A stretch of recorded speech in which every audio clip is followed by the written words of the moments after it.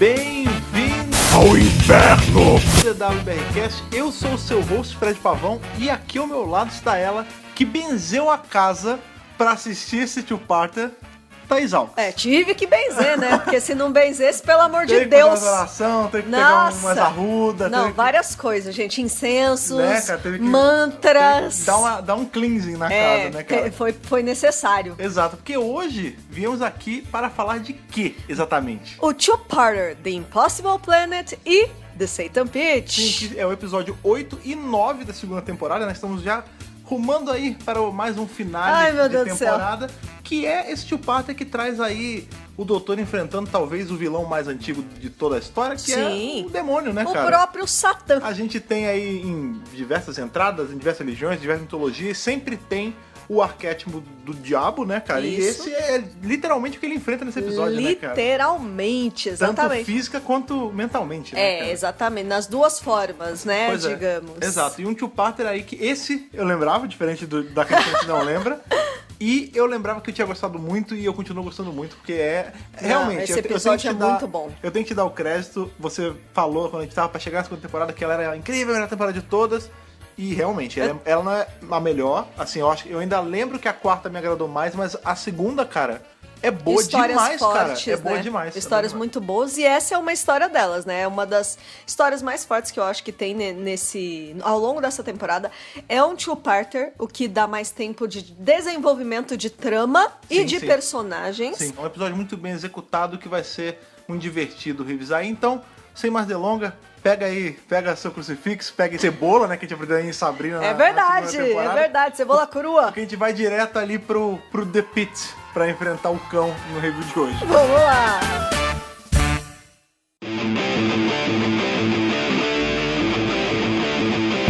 É o cão que botou pra nós assistir. O cão é que botou pra revisar. Pra revisar. Que horror, cara. Não. Ei! Deus é mais, tudo é mais. Tem tanta piada Limpa que dá tudo pra fazer, né? A gente assistiu Sabrina no fim de semana, né? Esse tá sendo uma sequência de coisas assistidas muito diabólicas. Depois né, a gente cara? vai ter que botar o Todo-Poderoso lá. Pode crer. Porque tá Vamos, sei lá, foda. botar o Daciolo rezando no monte, qualquer coisa dessa. Botar o Morgan Freeman. Sei lá. Você vê que o Morgan Freeman tá envolvido com uma estrela um tempo atrás. Não tem pra onde fugir, cara. Tem a cabana, traz a cabana. Bota a Oprah tocando aí. Bota a Oprah, pelo amor de Deus. Mas sim, vamos lá. Dá início a esse nosso review dos diabos, viu? Vamos lá. Um review dos diabos. Esse vai ser o título desse podcast. Um review dos diabos. A gente tá rindo, mas só de uma nervoso. Uma nota mental. Não, exatamente. Tá, então vamos lá. A gente tá nos episódios 8 e 9 da segunda temporada de Doctor Who da série moderna. Foram televisionados nos dias 3 e 10 de junho de 2006. Junho é o mês o quê? Mês 6. 2006. E os dias dos episódios, infelizmente, né, que são sábado, caíram dia 3, dia 10 e não no dia 6. Cara, ia ser mas muito foi bom. na semana do 666. Será que foi de propósito ou foi uma coincidência infeliz? Infeliz. Eu acho que não foi tão de propósito, porque, na verdade, esses episódios não eram pra ser 8 9, e sim o 7 8. Olha aí. E aí eles mudaram. Essa temporada teve vários episódios... Tinha que ser o 6, né? É. Ia ser, porque o 6... Pois é. Não, e essa temporada teve vários episódios que trocaram de data e de ordem também. A real é que não faz tanta diferença, né? Quando a gente para pra pensar, ainda mais agora que a gente tá revisando seguidinho, tá vendo quase toda semana a gente vê um episódio da série moderna, a gente vê que a ordem mesmo, tirando os episódios mais importantes, tipo o do Cyberman e agora o finale que vai ter que tem Cyberman de novo, a ordem não importa tanto, né? Não faz tanta diferença. Eu não sei se foi, acho que não teve um grande plano por trás só pra trazer no dia 666, não. Acho que foi uma mera coincidência mesmo. Na real, assim, se a gente, pra dizer que não tem nenhuma importância na ordem, a gente vê que nesse episódio, eu não lembro se é no 8 ou no 9, a Rose cita que ela já trabalhou numa cantina como a moça da cantina que e tal. Que é o School Reunion. Exatamente. Então, beleza, a gente sabe que ele teria que vir depois do School Reunion. Mas poderia ser um episódio depois. É porque geralmente eles trocam a ordem dentro dos blocos de filmagem mesmo, né? Sim. Então, mas assim... hoje em dia não é tudo um bloco de filmagem de show? Não, são vários mini blocos, né? Eu pensava que esse lance de bloco era só na classe. Não, tem bloco até hoje. Olha só. E assim, o School Reunion tá no primeiro, esse tá no último, então não influenciaria. Entendi. Mas a ordem dos blocos, a ordem dentro de cada bloco pode ser bagunçada, né? Super bagunçada. Entendi. Inclusive, já que a gente tá falando de blocos de filmagem, Esse é o último episódio que a Billie Piper gravou de Doctor Who na segunda temporada. Eles já tinham gravado o finale, antes desse. Caramba, eu acho muito louco isso, quando eles gravam um no meio, é porque tem que bater as agendas. Tem que bater as agendas que louco, e estúdios e efeitos. Olha aí. E então foi quase que uma despedida, dela. Né? Essa última cena, né, o The Stuff of Legend, que o doutor fala, é a última cena da Billie Piper. Caramba, enquanto Companion corrente. Na segunda, porque depois ela... Companion. Isso, porque ela vai voltar na quarta, mas... Que louco. Porque ela já estava comprometida com outros trabalhos e tal, então eles já liberaram a atriz. Eles provavelmente já era o Diary of Cowgirl, né? Isso. Que foi a série que emplacou ela depois do Doctor Who. Exatamente. Caramba. Então, foi isso. Foi o último episódio que eles filmaram, mas não é o último episódio da temporada ainda.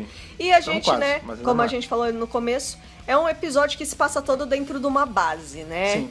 É uma tipo base de pessoas que já está lá há algum tempo. Pois esse tipo de episódio, eles pode dar muito certo ou muito errado, né? A gente tem exemplos de episódios assim que são muito bons, por exemplo, a gente tem ali o Cold War, que é um episódio em base que é muito legal, mas não tanto por mim, mas você tem muito problema com esse tipo de episódio, né?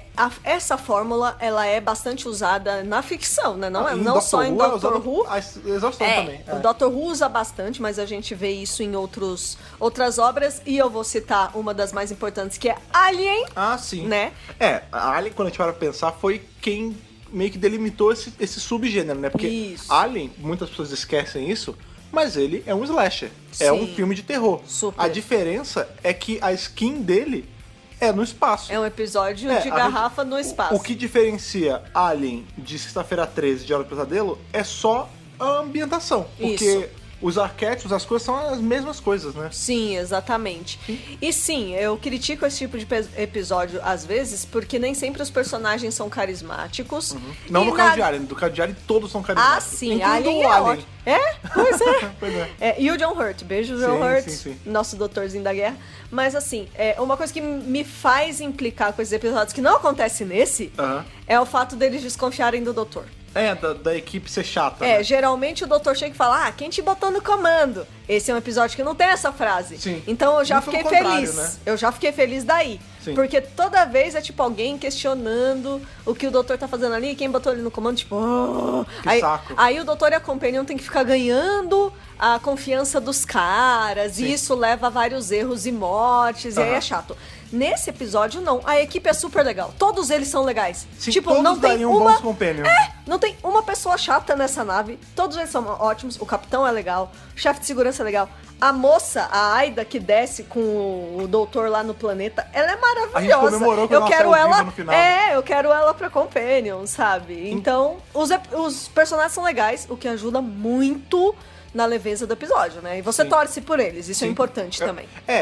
Ele é tão bem construído que é aquilo, como a gente em dado ponto do episódio a gente fica muito assim na beira da desgraça, né? De tudo ir por água abaixo, é importante você se relacionar afetivamente com cada personagem, porque senão, morreu. Tá bom, caguei. Eu não tenho afeição com ele, tipo, nesses 2 episódios, ou seja, uns 90 minutos, pra eu sentir a perda. Só que nesses 2 episódios a gente sente perder. Né? Porque a gente fica tão ligados a ele, todos eles têm uma importânciazinhazinha, né? É gostoso tirando quando o Toby. você... O Toby eu tô pra morrer. O Toby, infelizmente, né? Foi tomado pelo demônio. Mas quando morreu eu não senti falta, não. Ele já não... Mas é porque a gente já estava torcendo pra morte dele. Sim, porque ele está possuído, porque né? na real é assim, o Toby... Coitado, a gente fala assim, mas ele é uma vítima também. Não, o Toby é uma vítima, ele em momento nenhum, tipo, invocou, não é como se fosse, tipo, o mestre in The Demon, sabe? Ele não invocou o cão ali, que nem o mestre invocou o Azal.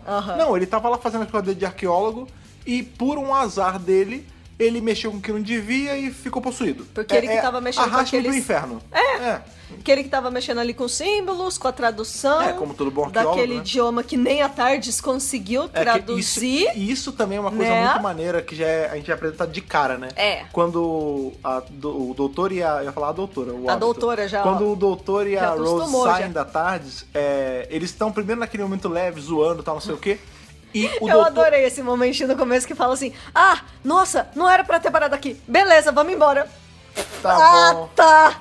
E eles começam a rir. Eu amo ter esse gif. E, tipo, toda vez que eu vejo esse gif é maravilhoso. Porque isso é uma zoeira com a própria série, né? Do tipo, cara, eles podem estar num lugar mega hostil, que eles sempre vão parar pra ver o que é. Exato, né? Eles nunca vão dar pra trás. Pois é, e esse momento leve, essa brincadeira acaba justamente quando o doutor vê que o que tá escrito na parede a Tarja não tá traduzindo. Não tá traduzindo. E aí ele fala, é impossível isso. Porque nenhuma língua deveria ser tão velha que a Tarja não consegue traduzir. E tem muito mais coisas impossíveis acontecendo aí. Sim, porque... uma delas é que eles estão orbitando um buraco negro, né, cara? Exatamente. E todo esse início do episódio é tipo, como vocês estão aqui? Mas é impossível o buraco negro não tá sugando vocês. É impossível o centro de gravidade. É impossível isso, é impossível aquilo. Mas antes da gente começar a ter aí a lista de coisas impossíveis sendo indicada ali, a gente é apresentado a um personagem que não é bem um personagem, é uma classe de personagens que vai se tornar recorrente em Doctor Who e muito importante, em especial pra fase do 10º, né? Que são os Zuds. Os Zuds. Né? Que é muito legal que muito bonitinhos. É o momento pegadinha do episódio, né? Que tá aquele clima de mistério, que tem aquele negócio que eles não conseguem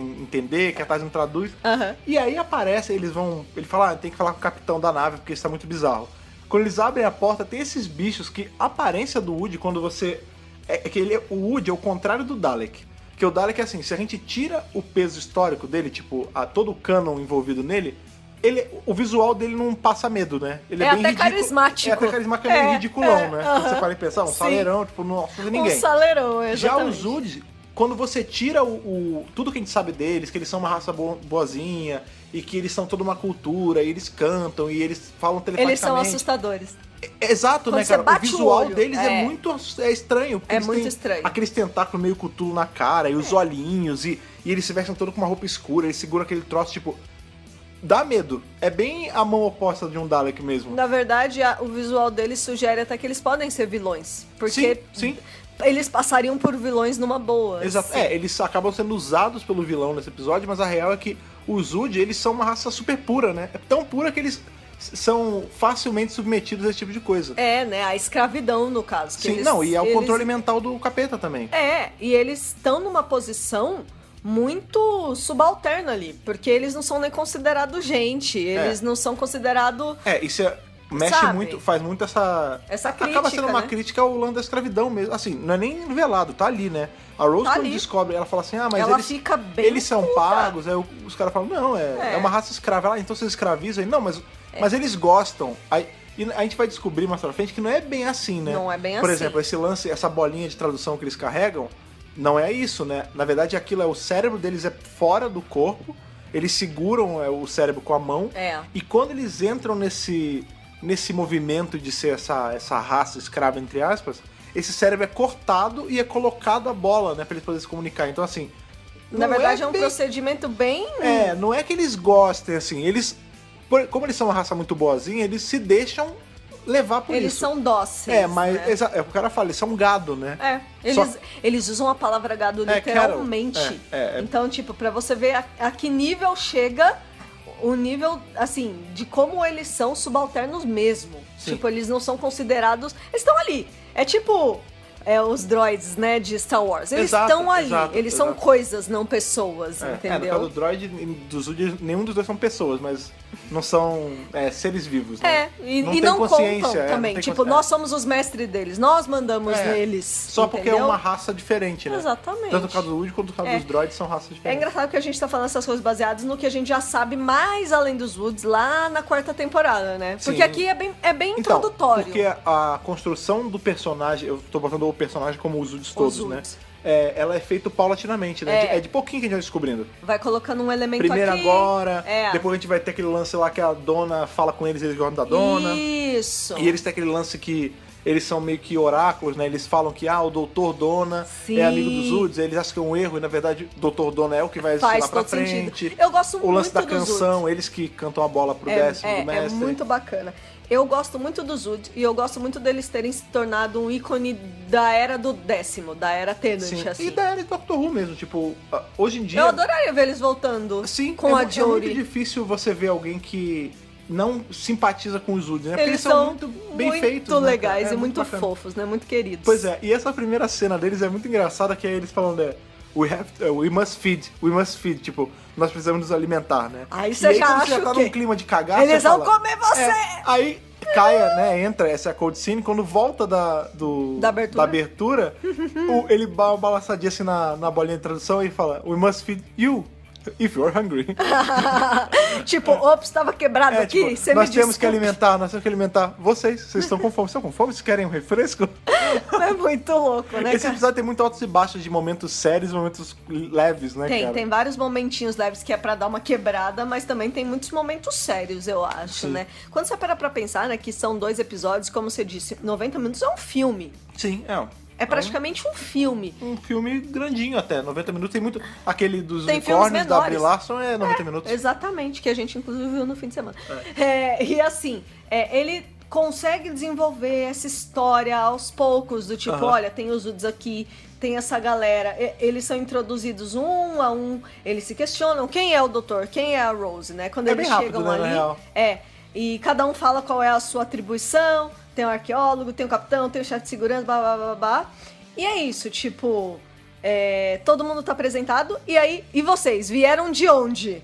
Né? Fica aquele questionamento. Aí o doutor, não, a gente chegou. Passou aí. Tipo, ele não explica muito bem. Até porque não faria muito sentido, né, cara, pra eles. É. Eles acham que ele é louco, que ele é só um Não, é porque castaway. quando eles encontram o doutor e a Rose, fica aquela coisa de tipo, é impossível. É impossível eles estarem porque aqui. Então, a palavra impossível é muito usada nesse episódio, até porque a gente tá Isso. falando do Impossible Planet. Isso, porque eles jamais teriam conseguido chegar ali do jeito, se não fosse o jeito que eles chegaram. Sim. Porque essa galera tá nessa nave explorando já faz algum tempo e tem aquele negócio que... Não, e por conta do Puxa a buraco gra- negro, não teria exatamente. como ninguém chegar ali numa boa. Por isso que quando eles veem eles na nave, tipo, eu tô vendo seres humanos, de verdade. Tem- Eles estão tem vivos, um até é muito não, engraçado. tem um cara que fala assim, nossa, o oxigênio deve ter baixado, a gente tá alucinando. Eles chegam a levantar essa possibilidade, tipo, é realmente extraordinário que eles estejam ali. E beleza, continua a rotina da nave, eles comem ali no refeitório, que é a cena que a Rose tá pegando a comidinha e não sei o que, não sei o que lá. Que ela fica indagando, momento Hermione, né, dela, né? Momento Hermione. Que ela ficou, vocês estão pelos sendo bem direitos dos elfos. É, né? pelos direitos dos dos Woods. Vocês estão sendo bem tratados? Vocês estão recebendo? Você é moça da cantina ou moço da cantina? Tipo... E aí, dado o momento, a Aida fala pra eles que eles estão perfurando o planeta, né? É uma... O doutor até fala o que é, uma estação...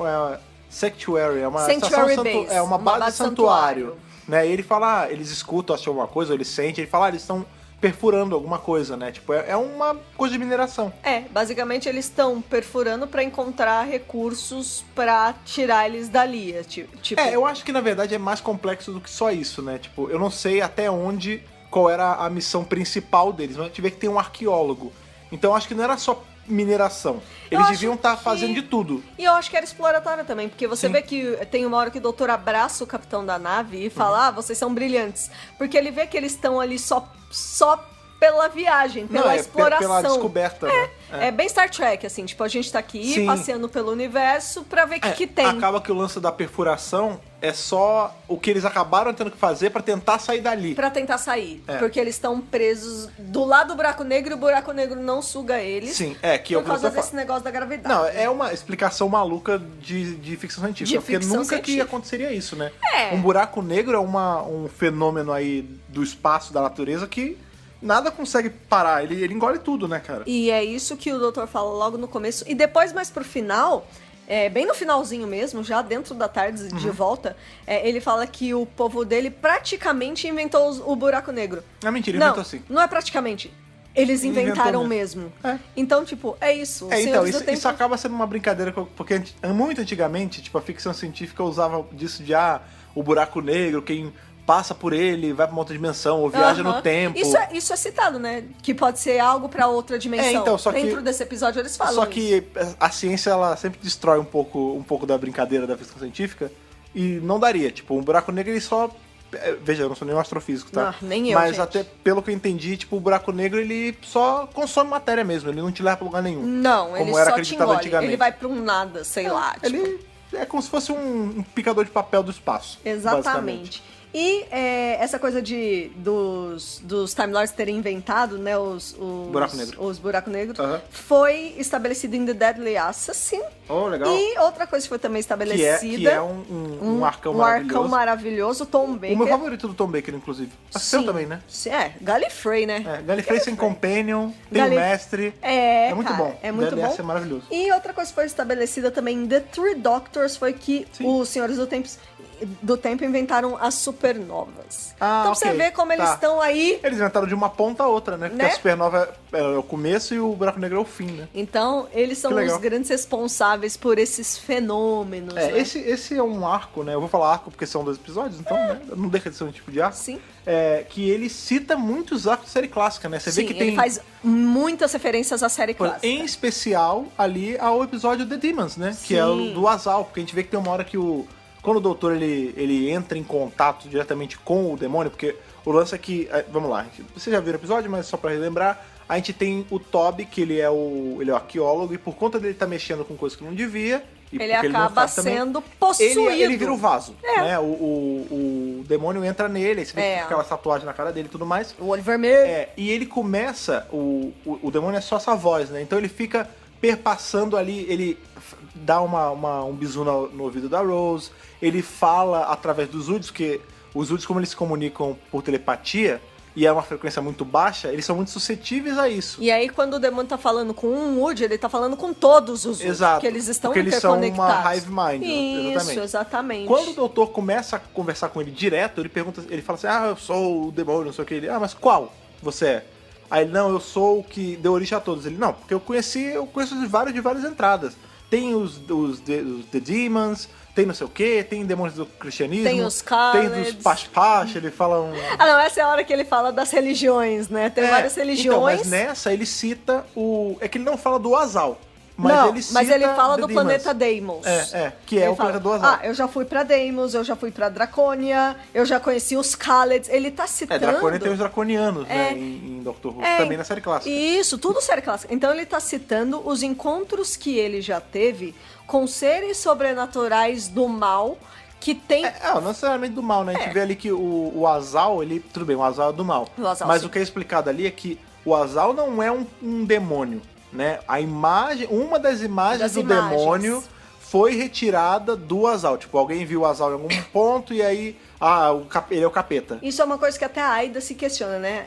E essa coisa do chifre? Será que tem? Quem será que começou, né? Então, será que veio disso? Então, porque justamente essa imagem que a gente tem do demônio com o pé de bode, a barba pontudinha, o chifre, isso foi muita coisa que o próprio cristianismo foi criando com o tempo, né? Porque o que acontece? A gente tinha as religiões pré-cristianismo, né? Que acabaram... são as religiões pagãs, né? E tudo mais... que elas tinham muitos deuses, eram politeístas, cada deus tinha uma função, e quando veio o cristianismo, quando veio as religiões tentando derrubar isso que virou o paganismo, eles começaram a demonizar esses deuses. Demonizar? Não, de transformar. Literalmente. O cara que era um deus, aí quando veio a igreja falou, não, isso não é Deus, pode, não. isso é um demônio. É. E como ele era? Ele tinha chifre, ele tinha pé de bode, aí, não é um deus, é um demônio. E aí isso começou, essas atribuições começaram a ser colocadas em Lúcifer, no caso, a imagem do demônio com chifre, com pata, com não sei o que, isso foi a imagem clássica do demônio. A própria religião tentando derrubar essas religiões mais antigas e atribuindo isso ao mal, quando não era. Quando não necessariamente era uma representação, né, do mal. E em Doctor Who a gente vê que o Azal tava nesse meio, né? Que alguém em algum momento viu e falou, é o capeta. Esse aí é o demônio, né? E ele das várias interpretações que o Tennant fala aqui. Sim, e ele cita que ele já encontrou várias divindades do mal. E é por isso que ele faz todas essas citações. Até tem uma que ele até fala, eu já vi demônios, deuses, pessoas que queriam ser deuses que ainda iam ser deuses. Semideuses e mini-deuses. A gente vê ali em Greatest Show in the Galaxy, com o Sétimo Doutor, que ele enfrenta os deuses do Ragnarok. São deuses. Sim. Mas eles são os vilões do episódio. A gente vê ali em Pyramids of Mars, o Quarto Doutor, ele enfrenta o Sutek, que é um deus egípcio, que a gente descobre, né? Que os deuses egípcios vieram de Marte, não sei o quê.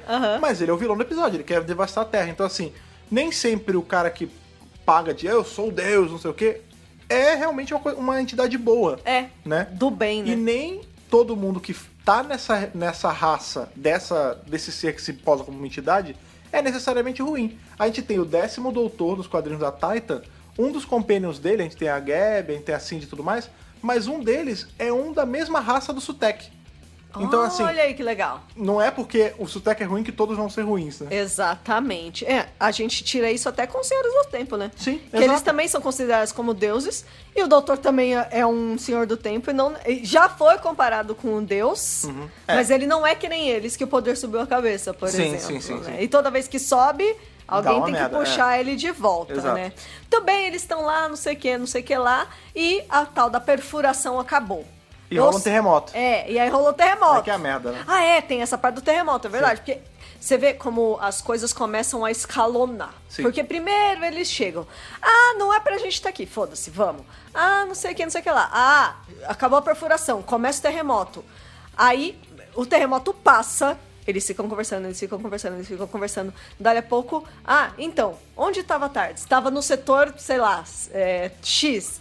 Então, no terremoto, os setores não sei que lá, ficaram pra trás. Aí, na hora que o doutor percebe, tipo... Peraí, qual deles? Como é que é? Ele sai correndo, loucamente, e tipo, é isso, a Tardes foi perdida. Já era. Ele, inclusive, mas olha pelo lado bom, ele pelo menos ganhou um emprego ali. Ele ia trabalhar na faxina. Vai trabalhar, né? Ele vai lavar roupa. Na lavanderia. Lavanderia, exatamente. Porque... A Rose provavelmente ia ficar na cantina, porque ela já tem experiência. Exato. Mas, já tava gente, no currículo, toda vez que tem uma aventura de Doctor Who, na minha cabeça... Fica a informação da Tardes o tempo todo. Tipo, a Tardes tá ali. A Tardes tá naquela sala. Seguro? Acho que não. É tipo assim, toda vez assim. Pera, quando acaba a aventura, então eles vão voltar pra lá. Beleza. A Tardes tá estacionada ali. E tudo bem. Dessa vez, o roteiro já tira a Tardes da jogada, que é pra aumentar. É pra você começar a ficar desesperado. Então, mas é que você entende que a Tardes ali, ela... quebrava o episódio? Porque, vamos lá, qual era a função dessa equipe? Dar um jeito de sair desse planeta. Aí o doutor chega com a nave mágica dele, que leva eles pra quando eles quiserem, onde eles quiserem. Ele podia resolver o episódio em 2 minutos. É só isso? Ele ia sentar ali, o pessoal, não, a gente tá escavando aqui porque a gente quer ir embora. Só isso, beleza. Arruma as coisas aí, vambora. E pronto, acabou. E todo mundo vai embora. Então você precisa, exato, você precisa tirar a tarde da jogada pra você fazer o plot girar. E é tirado de um jeito muito inteligente, do tipo, é numa bobeira, entendeu? Acidente. Na hora que ele descobre qual é a real função daqueles caras ali, que ele poderia pensar em levar todo mundo na Tardes, é quando a Tardes ela já é tirada da jogada. A gente fica lendo, né, sempre os bastidores dos episódios, e é realmente para as coisas ficarem mais desesperadoras. Sim. Porque a gente precisava... Sensação de urgência. O Davis queria um episódio que tivesse algo grandioso. E você não consegue deixar nada grandioso se você não tira recurso por recurso. Você vê que eles operam numa filosofia muito... É tudo muito complicado. Tem horas que o oxigênio acaba. Por exemplo, tem horas que os recursos vão acabar. Quantas vezes você viu o 10º usando a chave de fenda nesse episódio? Nenhuma vez. Então, ele não usou Errol. Ela não aparece em nenhum momento. Não que ela fosse ajudar em alguma hora ali. Não pareceu que nada ia ajudá-lo com a Sonic. Também acho que não. Mas ao pé que se ele tivesse sentido necessidade, ele teria usado. Mas é que a Sonic, se ela for mal usada por quem tá escrevendo o episódio, ela pode virar uma varinha mágica, entendeu? E aí é chato e também. É melhor você tirar ela da jogada às vezes também. Exato. E aí, claro, né, dado o momento do episódio, o Toby acaba se contaminando ali com o demônio. Mas ninguém sabe... ninguém sabe... Porque o demônio... O demônio? Ele é ardiloso, cara. É tipo o Saruman em Seus Anéis. Exato. Quando ele fica ali no Rei de Rohan, né? Que fica... you have no power here. Ele fica mandando papo na língua de cobra ali. E ninguém tá desconfiando de nada. Que é justamente o que o Toby faz, né? Porque ele... Quer dizer, o dele é um pouco mais discreto, né? Porque ele não fica todo do lado o tempo todo. Mas, tipo, ele tá com o mal dentro dele. Ele tá agindo junto com o mal, já porque ele já tá dominado. Mas quando ele tá com a galera, ele tá limpinho. Ele tá normal. Mas ele tá pilha errada. Você vê que tem uma hora super pilha errada. no final que ele manda a Rose calar a boca. Ele tá com o capeta ainda. É que ali o capeta já tá nervoso porque o doutor já tá lá embaixo. Sim. Mas a primeira coisa que ele faz é que ele dá um fim na estagiária. Ele já mata uma pessoa ali. Pode crer. Porque ele fica chamando ela. Aí ela, Toby, quem tá aí? O que tá acontecendo? É a primeira vítima, né, do demônio. E aí, tipo, o que acontece é que ele vai lá pra fora, onde não tem ar. E a menina fica tipo, o que tá acontecendo? Você tá lá fora. É um lugar que sempre como que eles você vão... tá respirando aí fora, essa né? parte do lado de fora da estação, sempre que ele venta, mas sempre que ele... Venta, deixa mas a pra gente lá. pode dizer que é uma atmosfera não respirável. Quando eles estão lá fora, eles estão sempre com aquelas roupas laranjas, que inclusive esse é o primeiro episódio da famigerada roupa laranja, que vai ser... Pois é, icônico. 9 a cada 10 roupas espaciais que o Doutor usa na série moderna é essa roupa laranja. Essa roupa laranja. A Clara chega a usar também. Sim. Enfim, ele tá lá de fora, todo pichado ali do capeta, com o olho vermelho de evento de anime. E aí a menina fala como é que sai fora. E ele estoura o vidro pra ela morrer. E aí ele volta pra dentro da nave e meu Deus, aconteceu um problema, ela morreu. Eu não sei o que aconteceu. Quando ele sabe, cara. Eu não sei o que. Ele sabe. Ai, não sei. Mentira, você sabe tudo. E aí eles veem, né? A menina flutuando pra fora da nave. A primeira baixa que a gente tem. Inclusive, não é a última. O jeito que ela flutua no espaço lembra muito o jeito que a Catarina flutua no espaço no arco que a gente revisou agora. Ela não anda, ela flutua o da Alex Master Plan. Exatamente. A gente não tem, né? Porque é Recon, mas ela boiou no espaço assim que nem essa estagiária, cara. É triste, cara. Infelizmente não tem outro jeito, na verdade. E a gente vai vendo que essa é só a primeira de muitas ações do Toby ali. Porque, não só do Toby, né? Do grande mal, né? Do Old One ali. Porque tem uma hora que... É muito engraçado essa hora que a Rose ela atende o telefone e aí ela escuta uma voz tipo, eu vou chegar. Ele foi libertado. Ele foi libertado. Aí ela joga no chão. Ela, que é? Não, é muito natural. Ela tá assim, ela só faz... Ela joga no chão. Ela joga o celular no chão. Pior que antes eles estão tendo uma conversa bonitinha. Ai, que eu não consigo falar com a minha mãe, que aqui não tá dando sinal. O que será que aconteceu? Aí toca, ela atende. Aí vem a voz, ela... Demônio, né? Ela fecha a cara e joga no chão. Joga no chão. O que foi? Ela falou, não, tem um negócio estranho acontecendo. Aí você vê que vão acontecendo várias coisas bizarras ao longo, né? Você vê que tem uma hora que eles estão ali... Eles foram ver a parte do mecânico ali, o Scott do episódio, se fosse Star Trek. Sim. E aí eles olham os UDs todos enfileiradinhos assim, né? Aí ele fala, como é que os UDs se comunicam? Ele fala, é uma frequência muito baixa de telepatia que só rola entre eles. Isso. Qualquer um conseguiria acessar, não sei o quê. E aí eles veem ali a taxa telepática e tá muito mais alta do que deveria. Ele fala que tinha que estar em 10 e começa a subir pra 20, pra 30, né? E aí o doutor começa a falar, tá subindo esse negócio aqui. Pois é, eu tô falando, nossa, engraçado, porque do jeito que tá, é o equivalente de se todos esses UDs estivessem gritando uns com os outros. Ou alguém estivesse gritando na cabeça deles. E aí essa hora que dá aquela trancada, porque todos eles falam em uníssono, assim, né? Tipo, ele está vindo, a besta está vindo. E nós somos a legião. A legião da besta. Tipo, é foda, cara. Não, tem muitas frases, mas tem uma que é... Como é que é? Aquele que se banha em 1000 sóis negros, cara. É muito foda, cara. É muito bad, velho. É muito do mal. Mas é maneiro, é muito bem escrito. Não, é super bem escrito. Esse episódio é bem bacana, sim, o roteiro dele. E é isso, aquele cara que cuida mais dos UDs ali, ele tá bem desesperado já, o Danny, né? É Danny, se não me engano o nome dele. Esse é o cara, que ele é o cagão. Cagão. Mas ele é cada um de nós também. Porque maluco, nós naquela situação... Se eu tivesse ali, eu tava cagadíssimo, cara. Eu não ia ter nada me mexendo. Eu ia estar num canto, assim, posição fetal, tipo... Sei lá, cantando alguma música da igreja, sabe? Não sei. Rezando. O sangue de Jesus tem poder! Assim, qualquer coisa pra liberar, cara. Exato. Comendo cebola, jogando sal no chão, sei lá. Comendo alho. Comendo alho pra vampiro, cebola alho pra vampiro, mas é tudo junto. E aí, enfim, dado o momento, a tal da perfuração do planeta acaba e eles casa do doutor não existe Satanás. Qualquer coisa, na casa do doutor não existe...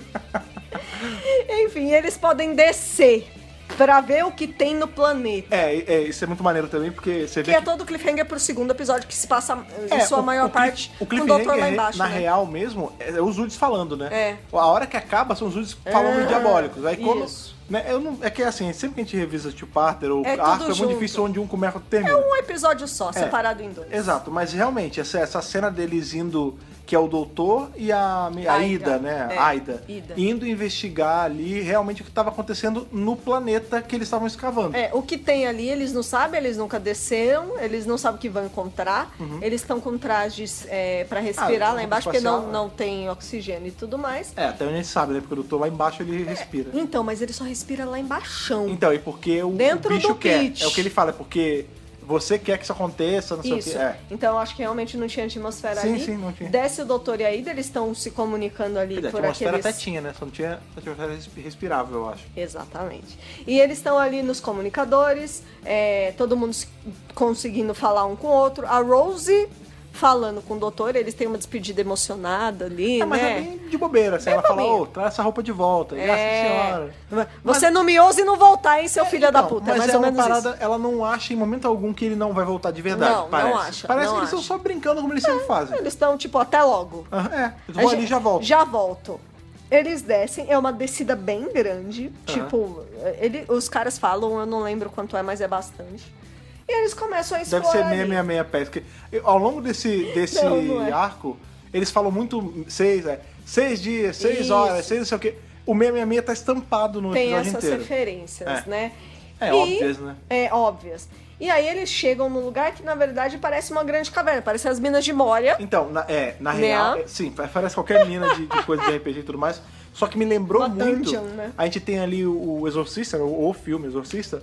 E no começo dele, a gente não é de cara Linda Blair vomitando e tudo mais. Não, gente. A gente tem primeiro Isso é só o terceiro ato, gente. Não sei se talvez segundo não, ato, acho que sei. no começo do segundo.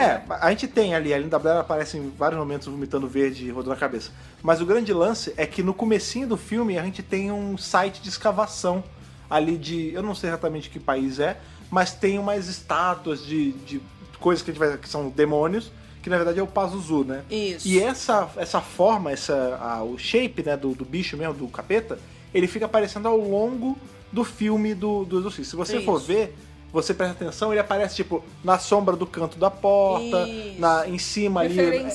Ele vai aparecendo escondidinho ao longo do filme inteiro. E essas duas estátuas que estão na entrada desse templo que o Doutor e a Ida estão entrando, me lembram muito o Pazuzu do Exorcista. Porque tem essas estátuas na frente também. Sim. Eles começam a andar, a explorar e tudo mais. E eles encontram um grande selo no chão, né, de ferro. Como todo bom templo de ritual maligno, sempre tem um selo no chão. Né? Exatamente. E ele tem justamente as inscrições do idioma que a TARDIS não traduziu. Toda vez que o doutor vê isso, ele fica cagado, né? Porque claro. Se bem que a TARDIS foi pro caralho, então ela não traduziria mesmo. Ali ela não teria jeito de traduzir, mas são os mesmos símbolos que eles viram lá em cima, né? Então ele sabe que ali tá acontecendo alguma coisa. E eles estão meio separados, né? Tipo, o diálogo que rola entre eles, eu acho muito rico. Que você disse. Era disso que eu ia falar, que é a hora que ele fala sobre religião com ela, né? É muito bacana, porque eles estão assim no momento... Eles... É aquilo, né? Ideia. Não, mas eles estão no momento assim, tipo... É silencioso, só estão os dois. São duas pessoas que não se conhecem. No espaço ninguém te ouve gritar, né, cara? Não, mas então, só eles desceram. Sim. A galera toda tá lá em cima. Aí, tipo, eles estão ali conversando sobre a vida, o universo e tudo mais. É um momento de reflexão. Porque eles não sabem o que pode encontrar. Eles não sabem se eles vão sair dali vivos. Eles não sabem, entendeu? Então, tipo, eles começam a conversar sobre religião. Essa hora é muito maneira. Ele até pergunta, né? No que você acredita? Você ela fala, eu sou da religião nova, não sei o que lá. Religião neoclássica. Porque minha mãe era e eu acabei indo. Mas eu não sei se acredito muito. Aí ele fala, na sua religião tem alguma interpretação do demônio? Isso. Aí ela fala, não é... mas não é assim. O demônio, na verdade, são as mais ações dos seres humanos. Homens, dos homens. E que é uma verdade, né, cara? A gente tem muito essa alegoria de Lúcifer, do demônio, não sei o quê. Na verdade, o mal, tipo, o inferno com fogo, enxofre, essas paradas, isso não tem, né, cara? O inferno é o inferno pessoal de cada um. É a maldade que você faz que volta. Exato. E ela pergunta pra ele e ele fala, tipo... eu também não sei direito, eu também não tenho tanta certeza e acho que é por isso que eu viajo, né? É por isso que eu quero explorar.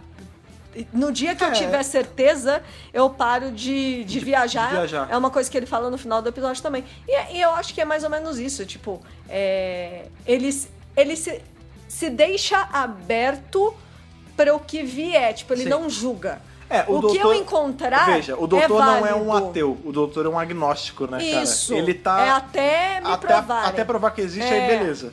Pelo menos é como eu vejo, assim. E como ele é uma pessoa que viaja muito e vê muita coisa. Não, e outra, ele já. Foi o que ele fala no próprio episódio, né, cara? Ele já bateu de frente, às vezes de formas boas ou ruins, com deuses e demônios. Com deuses e com demônios. Ele já viu muita coisa. Então é muito difícil você não acreditar em nada quando você já viu de frente eles. Você só sabe que a origem deles não é tão mítica assim, né? E não só isso, eu vejo como uma coisa de não julgamento mesmo. Do tipo assim, eu não fico preso num sistema de crenças dogmático que diz que isso é certo e isso é errado. Maniqueísta, né? De bem e mal. Né? Ou do tipo, a minha religião diz que isso é certo, então isso é certo e dane-se. Não, eu acho que o que ele quer dizer ali é que ele é tão aberto pra isso que, tipo, ele não julga, entendeu? Sim. O que Não, vier... não. Tipo, você acredita que o seu Deus é um ursinho carinhoso cor-de-rosa? Ok. Não, né? É o Meeple. Sabe? Meeple, aquele azulzinho do Legends of do Tomorrow. Legends of Tomorrow. Tá bom. Tipo, cada um acredita no que quer. Mais ou menos isso que eu acho que ele deixou transparecer ali naquela fala. E é tudo muito silencioso. Eles estão na caverna. Eu gosto dessa cena. É maneiro, é muito... Esse Em episódio termos todo é de muito cinematografia, sabe? É muito bacana. Eu gosto também do visual lá de cima da nave, mas a caverna em si eu acho bacana pra caramba. Sim, é muito bonito esse episódio como um todo. E aí, claro, né, que aquele selo vai abrir. Sim, e aí quando abre, alguém cai ali. E é justamente o doutor que se sacrifica pra menina não rodar, né, Pra cara? ela não ir, porque eles até têm aquele papo da tentação também. Sim. Que tem muito a ver com o demônio. Sim. E aí, tipo... Não, em especial esse demônio desse episódio, que ele tem um controle mental, né? Porque a gente vai descobrir ao fim do episódio que, na verdade, tem duas frentes dele. A frente física, que tá acorrentada, e o próprio fato dele estar acorrentado, a gente vai comentar um pouco mais pra frente, é muito simbólico também. E a parte mental, né? Psicológica dele, que é justamente quem faz todo esse lance da tentação. Exato. Então, quando eles estão ali na beirinha do selo e eles querem descer, existe todo um papo de ai, não dá uma vontade de descer? Não dá uma vontade de ir? Não é tipo o desejo primal de quando a gente era primata? Agora, nesse último que teve, que a Rey tá treinando na ilha, Sim. que tem aquele buraco do lado negro, e ela fica olhando, tipo... Ela é atraída, né? Ou até em Senhor dos Anéis, quando a gente vê o Frodo andando naquele... Não olha pro lago, o lago vai te puxar, o que ele faz? Ele olha pro lago. Ele vai olhar pro lago. É porque não adianta, cara. Quando e é o mal chamando. Quando você... Se você chega pra pessoa e fala, não pensa no capeta, ela pensa no capeta. Vocês estão ouvindo agora, acabaram de pensar em alguma forma dele. Porque é assim, automático. É automático, exato. Enfim, eles decidem então que o doutor é que vai descer e ele vai com a cordinha. Eles decidem, né? O doutor decide. Decide pelos dois. Porque na verdade é ela que quer descer. Aí ele fala, ele não quer deixar. Não, nunca. Aí ele vai na cordinha, nananã, só que chega uma hora que a cordinha acaba, né? E essa hora é foda, porque ele fala, tipo, já era, eu vou... Acabou pra mim. Ele fala, pode ter 10 metros aqui pra baixo, como pode ter 1 milhão. quilômetros, milhas pode não ter e milhas. Fim, inclusive. Pode não ter fim, inclusive. Pode tipo ser um outro Alice. mini buraco negro, exato. E eles não sabem. Né? Eventualmente, mas demora muito. Sim. Demora muito. E nisso, eles já estão completamente sem comunicação com o povo lá de cima. Tipo, eles não estão mais conseguindo se falar. Deus. Então assim, a Rose não sabe o que o doutor tá fazendo lá embaixo, mas lá em cima, ela tá comandando a porra toda. Isso é muito maneiro. Isso é muito um dos legal. pontos altos do episódio. Pois é, porque a Rose é aquela companion que ela já tá há algum tempo com o doutor, então ela já sabe como as coisas funcionam. Claro. E ali, tipo, ela já toma sabe... as rédeas, né? Ela toma as rédeas. E ela já sabe que recursos eles têm, que conhecimentos cada um tem. Então ela fala, você vai fazer aquilo ali. Você vai pra não sei onde, né? Até porque lá em cima, legal enquanto o doutor e a Ida estão meio que resolvendo o que tá lá por baixo, quem desce, quem não desce, ou batendo aquele papo, lá em cima não tá nas mil maravilhas. Porque acontece, os Urds começam a se rebelar. Tem uma hora que o próprio Toby ele se mostra como o vaso, né, o emissário do demônio. E aí eu acho que é o cara da segurança. O cara da segurança quer matar ele. Ele é da segurança, né? O coroa. Ele mesmo. Ele pega assim, Toby, se você não parar, eu vou ter que atirar. Aí o Toby fala assim, mas você vai atirar em quantos? E aí as tatuagens saem assim, entram nos Urds, e os Urds vão pra cima. E aquele cara acaba morrendo. Né? Então, assim, as figuras de comando dali, na verdade eram duas, caindo, né? A gente tinha o cara de segurança e o capitão mesmo. O cara de segurança vai embora. E o capitão não tá sabendo o que fazer. Aí a Rose assume. Exatamente. Na hora que os demônios assumem ali nos Urds, que começa realmente a hora da fuga. Sim. Porque até então eles ainda estão conversando, normal, com o doutor e com a Aida, bababá, não sei o quê. E aí chega uma hora que não dá, a gente tem que fugir daqui. E eles ficam batendo na porta, não conseguem, aí conseguem entrar, aí eles têm que fugir, aí tem uma hora que eles têm que entrar no negócio de ventilação. No duto, É que isso é um clássico também, isso, né? Isso é um clássico, super. E entram 4 pessoas nessa hora ali no duto, que é a Rose, o chefe de segurança, o cara que controlava os Urds e o Toby. É verdade, o Toby... pode crer, eles ainda não viram que o... entendeu? É que tem uma hora que o Toby desmaia também. O Toby tá nessas de ir e voltar. Porque ele fica naquela, é ruim, é bom e tá controlado pelo mal, ou é o mal mesmo? Porque a real é que, assim, sim, ele tá sendo controlado, mas a verdade é que todas as vezes que ele tá aceso, né, acordado, e não tá com as marcas e com o olho vermelho, o demônio tá ali também. Ele só tá fingindo que não tá. Isso. E tem uma hora que o demônio... Não é porque ele não tá manifestado que ele não tá ali. Né? Tem uma hora, até antes no episódio, que o demônio também brinca com os medos e fraquezas de cada um. Sim, sim. Que ele fala, e sua esposa, pro cara da segurança. Isso é foda. Acho que isso que deixa ele bolado com o Toby também, né? Ele fala isso porque ele fala com uma voz diabólica. Né? Nossa, sim, a voz é bem diabólica. Aí, e você? Você tem medo de não sei o quê? E o doutor fala, gente, pelo amor de Deus, eles estão mexendo com os medos de vocês. Não deixa, não permite. Então você vê que tem todas essas coisas que o diabo faz mesmo com as pessoas no episódio. Enfim, nessa hora que eles estão no negócio de ventilação, quem controla o ar é o capitão, que ele tá lá na sala central, né? Na ponte. E o que acontece é o seguinte, para eles chegarem onde eles têm que chegar, esse tubo de ventilação não é de ventilação porque é feito só para robôs, para máquinas. Então ele tem que controlar na mão para onde o ar vai. Então ele tem que abrir uma passagenzinha e deixar o ar ir para lá. Aí eles vão. Aí, para ele conseguir passar o ar para outro lugar, eles têm que fechar e abrir e fechar. Então é meio complicado. Rola essa mini quest ali, mas isso na real é mais para dar um propósito para eles, o que eles estarem fazendo ali, né? Porque a grande... E também para ter mais... Tem a morte do Capitão de Segurança e a revelação do Toby também. Sim, exato. Nesse momento. Mas é que essas paradinhas no duto e tal, isso não pesa tanto pro episódio. É só o que tá acontecendo enquanto o doutor tá lá embaixo. Porque que é a parte principal. O grande momento ali é quando o doutor sacrifica de vez, né? Isso. Aí ele fala que ele tem aquele mini discurso com a Ida que ele fala, eu acredito nela, não sei o quê. Tipo, tem todo aquele discurso bonitinho. Fala pra ela que eu fui sabendo que ela era uma das melhores pessoas, não sei o quê. Isso. E aí ele fala assim, e aí você fala assim pra Rose, fala pra ela que, ela sabe. A gente já sabe o que é, né? Sim. Tipo... mas a gente nunca vai ouvir da boca dele. A gente nunca vai ouvir da boca dele ele falar, mas os dois sabem. Sim. Que é amor, caramba. É o poder do amor. O power of love. Enfim, ele desce pra falar com quem? Ele. Com ele. Ele mesmo. Com ele de E maiúsculo, mas que não é ele lá de cima, é ele lá de baixo. Exatamente. Que na real, ele, quando o doutor cai ali, ele nem sabe o que vai ter. Ele só tá sacrificando mesmo. Tipo, ele nem sabe quanto tempo demora a pra Rose cair. Fica desesperada, porque pra todos os fins o doutor morreu mesmo. Morreu mesmo. E aí, qual é a ação da galera que tá na nave? Vamos embora. Aí ela fala, não, eu vou ficar esperando o doutor. Aí o capitão fala, você me desculpa, mas você vai com a gente porque ele não vai voltar, ele morreu, ninguém sobreviveria àquela queda. Aí eles seguram, eles levam ela... Eles dão um sedativo nela. Eles levam ela, tipo, assim, no cangote ombro, e vão pra nave. Tipo, e não tem quando jeito. ela acorda, ela já tá na nave. Ela já tá na nave. Com a nave meio que decolando. O foguete, né, de fuga. E eles falam pra Aida, tipo, olha, foi mal, a gente não vai conseguir te levar. Não vai dar pra ir aí te pegar. E ela fala, tudo bem, não tem problema. Não tem problema nenhum. Ela tá super ok. Porque ela... É uma missão meio suicida, né, cara? Sim, porque e ela tinha já sabia. 80% de chance de não voltar. Ela sabia. Enfim, o doutor se jogou e ele chegou lá embaixo com o capacete quebrado. É muito bom quando ele acorda e ele fala, tá quebrado, eu não consigo respirar. Não, pera, eu tô respirando. Tô respirando sim, tá tudo bem. E aí ele tira o capacete e tal, ele anda ali pela caverna. Não tem muita coisa, na verdade, ele já acorda na frente do bicho, né? E tem 2 vasos ali, que ele encosta, eles começam a brilhar. E aí ele já começa a conversar. Porque assim, tem 2 vasos. E na frente do vaso tem um diabo gigante. Tem um demônio bem gigantão. De 1000 pés.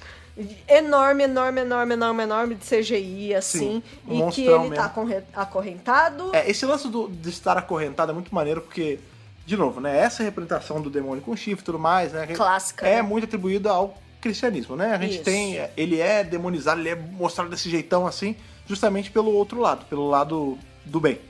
Isso. E na Bíblia a gente tem uma parte em Apocalipse que fala que o demônio vai ficar acorrentado por 1000 anos. Olha lá. Né? E a gente tem a imagem, né, do demônio aqui, a besta mesmo, acorrentado ali. Sim. Não sei se por 1000 anos, mas pelo que o doutor fala ali, ele tá preso ali há muito tempo. E a gente sabe que também quando a Bíblia fala 1000 anos, não é necessariamente 1000 anos contado no calendário. É tipo quando a gente fala faz 1000 anos. Exatamente. Né? Então assim... Ele tá acorrentado ali há muito tempo. É legal que, tipo, a referência, como ela puxou dessa referência visual que o demônio tem, ela puxou direitinho tudo, né? Tá tudo perfeito. É muito legal. Sim, é bem bacana. E eu acho que esse é um dos momentos altos do Tennant como doutor e como ator, porque ele é um atorzaço, porque ali é teatro purinho. Sim. E não só a interpretação um dele monólogo, né? excelente. Tá é um monólogo do doutor com o demônio. Então, é estranho ser um monólogo com dois, né? Pois é. É porque ele não do fala, doutor né? para o demônio. Exato. E a gente tem um jogo de câmera muito precioso. Sim, também. é muito maneiro. Porque tem horas que até parece aquela coisa do Gollum com o Smeagol. Que ele corta. É mesmo? Sim, não sei. Sabe assim? É essa oposição da dúvida que ele tá ali. E assim, o Tennant é um atorzão. Ele é foda, ele é de teatro, ele é muito bom. E ele tá. Ele já tem uma raiva natural. Porque ele é o doutor meio raivoso. Ele perde a paciência. Ele fala, eu quero resolver essa porra toda. Sim. Vai, caralho. Ele tem uma hora que assim, ele tá bom, tentei numa boa, agora eu cansei, quero resolver logo, pelo amor de Deus. Mas ele chega bem rápido, né?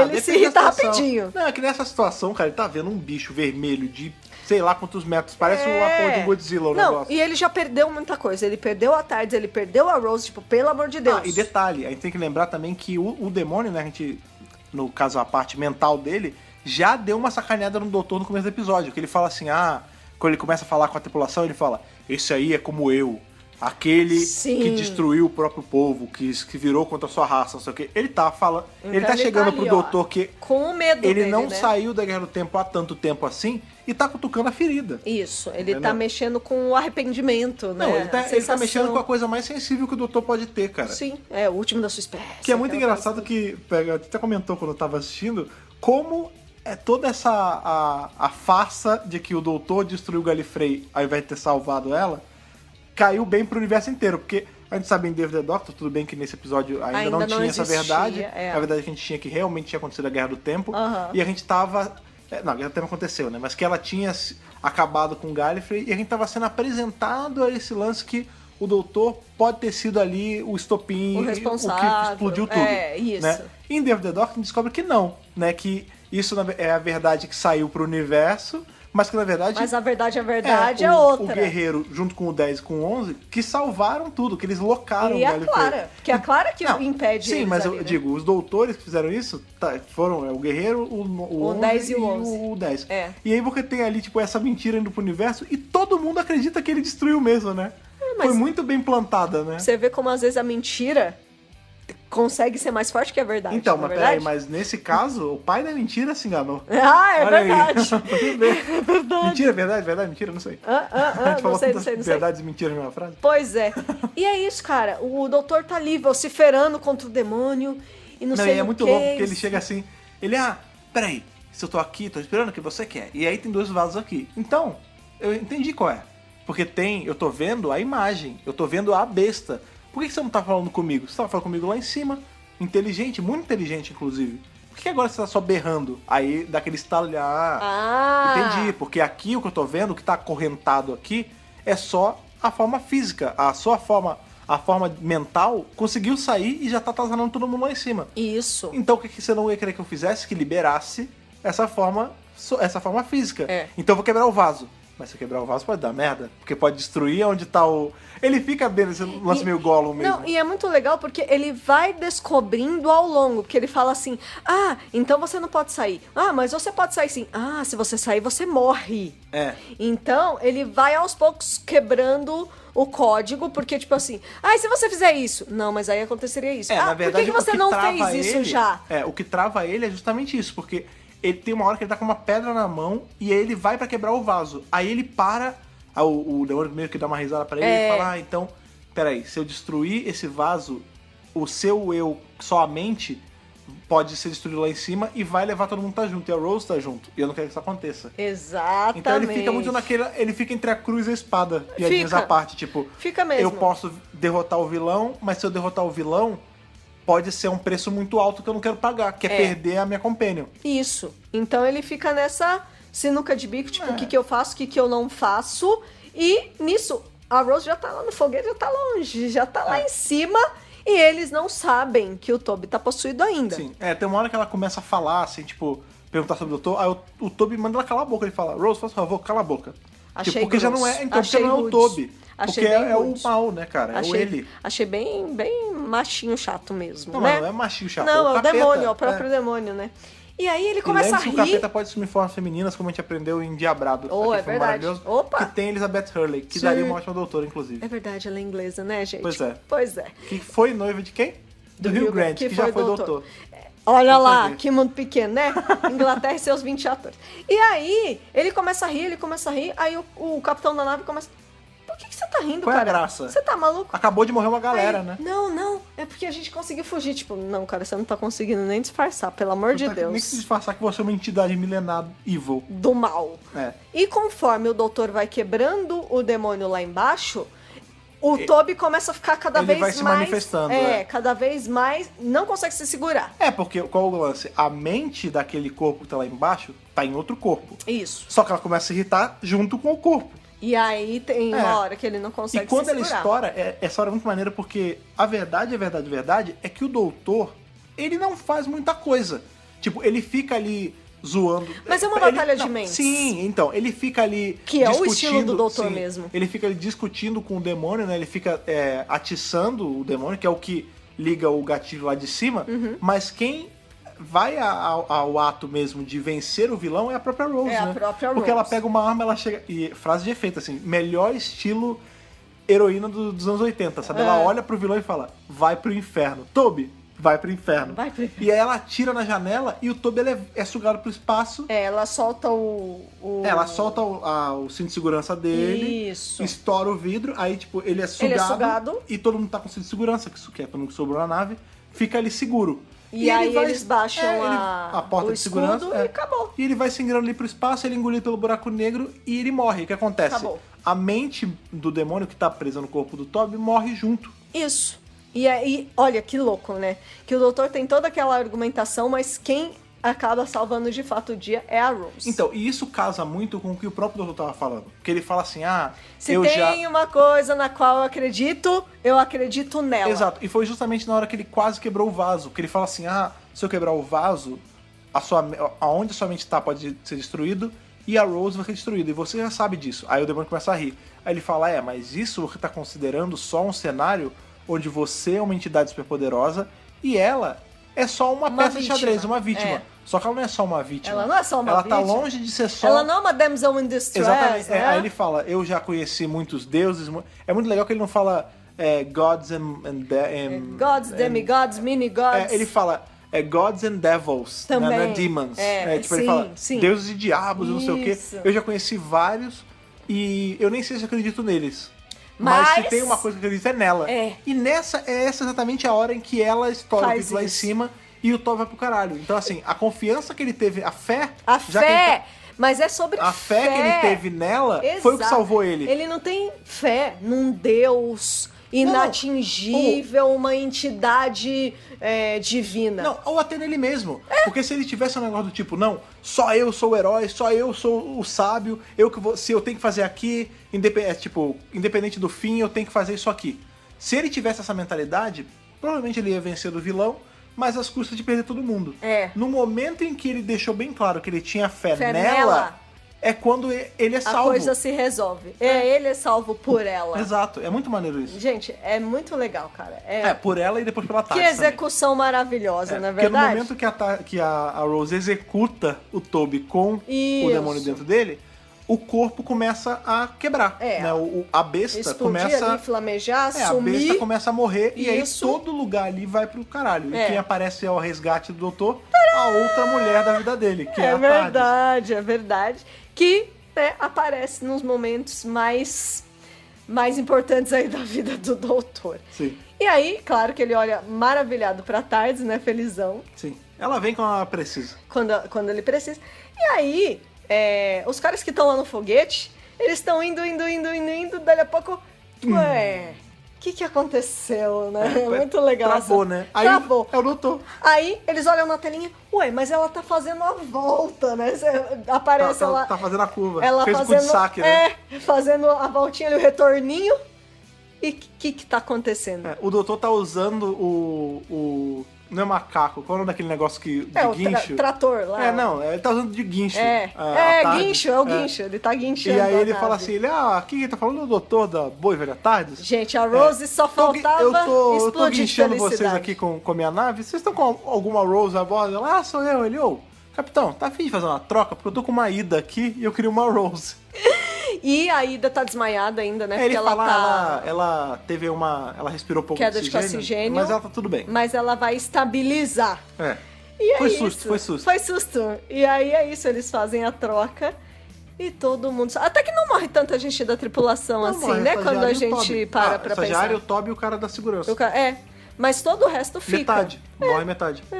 Então, assim, você vê que é um episódio que acaba feliz. Sim. Apesar das perdas, porque primeiro que eles saem lá do planeta, eles conseguem resgatar metade da tripulação e, claro, o Dr. e a Rose conseguem escapar também. É muito e aí legal. eles só falam assim que infelizmente não deu pra salvar os Uds. Então, e aí é triste. Ele fala, não deu, tá não sei o quê.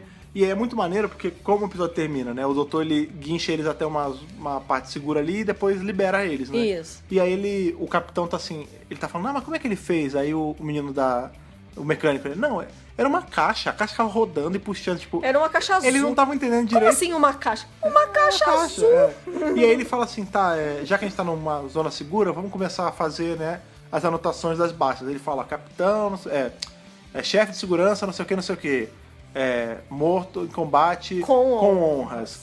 Toby, não sei o que, arqueólogo, morto em combate com honras. Estagiária, morto em combate com honras. Ud Alpha 1, morto em combate com honras. Ud Alpha... Olha que bacana. Olha que... É um toquinho. No começo do arco a gente tem eles ali tratando os Uds como nada, como gado. Tipo, se como morreu, serviçal. É só uma ferramenta minha que quebrou. No final, isso mesmo. As ações, isso é muito maneiro, porque é aquele lance de você mostra, você dá um bom exemplo com as suas ações, né? Com o jeito que você age. Claro. Então, assim, eles ficaram o arco inteiro vendo esses dois tripulantes, esses caroneiros, né? Esses clandestinos, que poderiam muito bem cagar pros Uds como eles cagam, tratando eles super bem. Inclusive, a Aida até pergunta, vocês nunca falaram de onde vocês vieram, né? Fica pairando essa dúvida, né? Então, porque justamente ele vê esses caras que não tinham nem beira, que eles poderiam muito bem estar só pensando neles mesmos, eles em todos os momentos foram gentis com os Uds. A menina o tempo todo ficou lutando pra eles terem pelos direitos dos Uds. Então, sim, eles não eram só ferramentas, eles eram parte da minha tripulação. E se eles eram parte da minha tripulação, eles morreram em combate, pra nós estarmos aqui. É muito bacana, muito maneiro, gente? cara. É um final muito bacana mesmo. Não é um final com andada pro horizonte, mas é um final com andada no espaço. Pois é, então, e tudo isso torna o episódio muito bacana, né, gente? É um dos melhores. É um episodião, é um episodião sem dúvidas. Sim. E já que a gente tá chegando aí no finalzinho, né, do episódio... Tá naquele momento. Chegou. Momento das curiosidades. Momento curiosidades. Eu gosto dessas horas porque porque assim, ver o episódio e falar sobre é fácil, na real. É só a gente conversando sobre uma coisa que a gente acabou de ver, uma coisa que a gente já faz no nosso dia a dia. Mas a hora das curiosidades, assim, é o momento que a gente faz realmente a pesquisa, né? A gente pega Dr. Magazine, a gente pega esses trocentos livros, a gente ganhou uma porrada de livro agora dos últimos meses, a gente ganhou Enciclopédia de Dalek, Enciclopédia dos últimos episódios, livro que de não quiz. falta, exato. Pois é, então essa é a hora que a gente meio que junta tudo e vem falar o que tem de por trás das câmeras. Pois é, que não é mostrado no episódio. São coisas que não tem como saber. Também, o roteiro desse episódio é do Matt Jones. E ele tinha feito algumas coisas em Doctor Who, já short stories, Big Finish, Torchwood. Um cara que já tinha... Torchwood, a série. Torchwood, a série Torchwood. Que, aliás, tem referência em Torchwood aí rapidinho no episódio. Sim, o capitão tem uma hora quando ele tá... Se não me engano, ele tá falando com o Toby ou com o demônio, alguma coisa assim. Ele fala... que ele representa o Instituto Torchwood. Torchwood no espaço, né? E ele também escreveu Coronation Street e novelão. Colaborou com o Davis em Queer as Folk. Que era outra série, a série que ele fez antes, né? Isso. Então, assim, eles já tinham trabalhado juntos. Um cara, ele sabe escrever um bom roteiro, cara. Sim, muito bom. Você vê que ele tem no currículo Big Finish. A Big Finish, ela só pega a gente escreve muito bem, né, cara? Sim, exatamente. Sim, legal. O Davis tirou várias inspirações desse episódio. Uma delas é O Príncipe das Sombras, o filme do John Carpenter. Entre várias outras referências que a gente viu, que a gente já falou no episódio, que foi o lance do Alien. Engraçado que você me perguntou, mano, você já viu esse filme? Eu me amarro no trabalho do Joãozinho Carpinteiro. Eu gosto muito do John Carpenter. Sim. Mas esse filme eu nunca vi. Eu não sabia nem que ele existia, cara. É um filme mais underground, assim, mais low profile. Todo filme do John Carpenter é underground. Esse é mais... Não, é que esse, sabe, o filme que passou batido? Eu nunca vi esse. Mas aí eu fiquei com vontade de ver. Porque Com se ele foi a certeza. base pra esse episódio, cara... Exato. Então, assim... bem legal essas curiosidades. É legal que você tinha comentado no começo do episódio, agora do nosso review, que o Davis ele usou de inspiração também um pouco o Alien, né? Sim. Alien aí, a obra-prima do Ridley Scott. Mas esse episódio me lembra muito um outro trabalho do Ridley Scott, que é justamente A Lenda. Que a gente tem ali o Tim Curry fazendo o diabo, né? Que a gente fala, o diabão da lenda. Esse eu não conheço também, você conhece filmaço, melhor. É um filmaço, cara, você tem que ver, muito bom. Vou pegar pra gente poder assistir. Mas o lance é que claro, né? O Tim Curry faz um diabão, mas ele fala mais, o chifre é preto, mas lembra muito esse diabão, só que esse é muito maior, né? Porque o diabão da lenda, ele parece um porte humano grande. Esse aí, ele parece realmente um kaiju. Mas exato. me lembra muito essa pegada, esses momentos mas que essa pegada do Ridley Scott, né? Esse momento em que o Tennant tá ali falando com a besta, me lembra muito algumas cenas de A Lenda. Que legal. E agora que a gente for pensar, essa hora que eles estão ali nas ruínas, né? Que eu falei que tem as estátuas que lembram o Pazuzu e tal. Na caverna, né? Isso. Lembram um pouco também o que a gente vê ali em Prometheus e nesse último Alien. Que é a gente vê aquela civilização toda em ruínas e tal. Sim. Aí tudo bem, sabe que já é uma coisa derivada, né, do primeiro Alien, mas lembra um pouco. E tá tudo bem dentro que do cânone, esse né? último Alien veio depois desse episódio. Mas assim, me lembra muito a estética do que a gente vê ali da cidade de ruína de Prometheus. Exatamente. A estética é toda Ridley Scottiana. Lembra um pouquinho. Não é nada do H.R. Giger, infelizmente. Não. Mas se fosse, seria perturbador demais. Sim. Mas é muito maneiro, assim, lembra bastante mesmo. Com certeza. Então, o roteirista, quando ele pensou nos vilões do episódio ali, ele tinha pensado primeiro em usar os Slitheen. Ainda bem que ele não usou, né? Fica muito zoado. Até porque os Slitheen é uma família, né? Talvez ele fosse usar a galera de Haxacolophalapatória. Isso. Primeiro ele pensou nos Slitheen. Ele virou pro Dave e falou assim, se você ainda tiver os figurinos dos Slitheen, ele falou, a gente usa. Porque o lance é o seguinte, né? Corte de custos. Ok. Sempre corte de custos. E esse episódio já tava no bloco final, ou seja, é o que menos tem dinheiro, né? Que você já gastou. Não, o dinheiro todo do bloco final tá investido no finale. E aí ele falou, olha, se você tiver a sopa dos Slitheen, a gente usa eles mesmo. Aí o Davis falou que não ia ficar bacana. Aí ele falou, então a gente pode usar, sei lá, outra família de Raxacolophalapatórios. Isso. E aí o Davis falou, não, vamos criar uma coisa totalmente nova, totalmente... que nunca foi vista, que foi muito acertado, exatamente, que são os Uds. Então, assim, ainda bem que o Davis veio com essa sugestão, cara. E é muito bacana porque o próprio Davis, nessa época, ele fala assim, eu criei, né, os Uds, na minha cabeça, eles são uma raça prima dos Sensoritos. Isso! Então isso é muito legal. Inclusive a gente falou no review de Sensorites. Né? Pois é. E ele também achou que não ia ficar crível o lance de que no século 43 os Slitheen teriam se tornado escravos humanos. Tipo, ele achou que não tinha nada a ver com a concepção original deles. Não, é completamente deles. fora do personagem. Não, nada a ver. Não tem... Não, por isso que eu falei, ele poderia usar... Não tem sentido. Um outro ramo ali do planeta. Porque a gente sabe que os Slitheen é uma família mafiosa. Então, às vezes a população geral ela é suscetível a isso. Mas o visual não ia casar tão bem. Não ia casar. Muito bem. Falando ainda em orçamentos, nós temos aí um demônio gigante em CGI maravilhoso, porém... Não é tosco. Não é tosco. Não é tosco. É um pouquinho tosco, mas convence. Não, convence. Pra mim tá ótimo, em termos de Dr. Who. É que eu sou o cara do efeito prático, eu gosto mais de lixeira de plástico tá ótimo. Borracha. Lixeira de borracha tá ótimo. Mas o lance é o seguinte, quando o roteiro já tava pronto e ele ia encontrar o demônio independente de como fosse a representação desse demônio. E para cortar custos, e caso a BBC não tivesse liberado o orçamento aí do CGI... Era o próprio David vestido de demônio fazendo... Isso. Não, mentira. Mentira! Na verdade, eles pensaram em transformar ele ou em uma garotinha. Uma parada meio... Gente... Iluminado. Ou um homem sentado em uma cadeira. Ou um olho gigante. Olho gigante. Que aí não sei se seria feito Sauron. em CGI ou não. O olho gigante Sauron, né? Pois é. Mas o lance é que a BBC liberou orçamento, então não precisou. Lembrei, eu queria falar, a criança lembra muito a pegada do Stephen King. Stephen King gosta muito de usar crianças diabólicas. Na real, se fosse o Moffat por trás desse episódio, provavelmente seria. Que criança diabólica, cara, pega. Me assusta mais do que um capetão gigante. Com certeza. Porque é algo que distorce a lógica. Sabe o que me deixa zoado? criança falando com aquela vozinha fininha e por trás aquela música de caixinha de música. E Caralho, isso me deixa trancadíssimo, cara. Iluminado, cara, iluminado todinho. Como eu disse, né, a Billie Piper filmou esse episódio. Foi a última coisa que ela filmou pra Doctor Who, porque Doomsday já tinha sido filmado muito tempo antes. Ah, sim. Então, é muito louco quando a gente para pra pensar nisso, né? É que nem aquele lance que a gente vê que a cena que o Gandalf tá sorrindo pros hobbits no final foi uma das primeiras cenas que ele gravou. Pois é. Muito louco. E a primeira cena que o Matt Smith e a Karen Gillan filmaram foi do episódio 5 e 6 lá dos Weeping Angels. Sim, sim. Não foi o primeiro episódio. A que a gente vê é o jeito que fica a edição, né? Exatamente. A gente já falou aí, né, que Daemos é o planeta natal do Azal. Azal! E que o Doutor visitou Draconian Frontier in Space. Então, esses são os encontros do Doutor, draconianos, né, com essas entidades. Nenhuma delas é tanta entidade assim. Mas eu adiciono nessa conta... que ele viu, né, pelo menos. Que eu adiciono nessa conta conheceu. aí Grayshaw in the Galaxy com o Deus Ragnarok. Isso! E também Pyramids of Mars com o Sutekh. Maravilhoso. O demônio também faz uma premonição que também está conectada com a história do arco. Que ele diz que a criança morrerá na batalha em breve.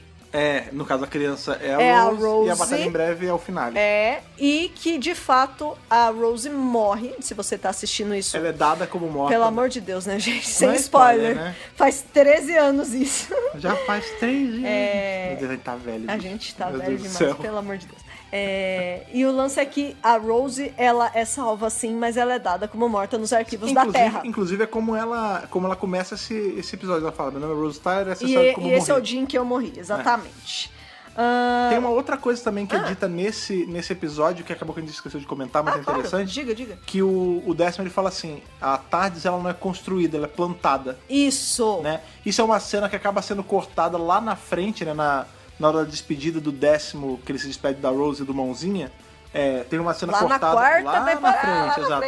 Ele entrega pro Mãozinho uma raiz de TARDIS, ele fala, planta, porque não é bom um doutor tá sem a TARDIS.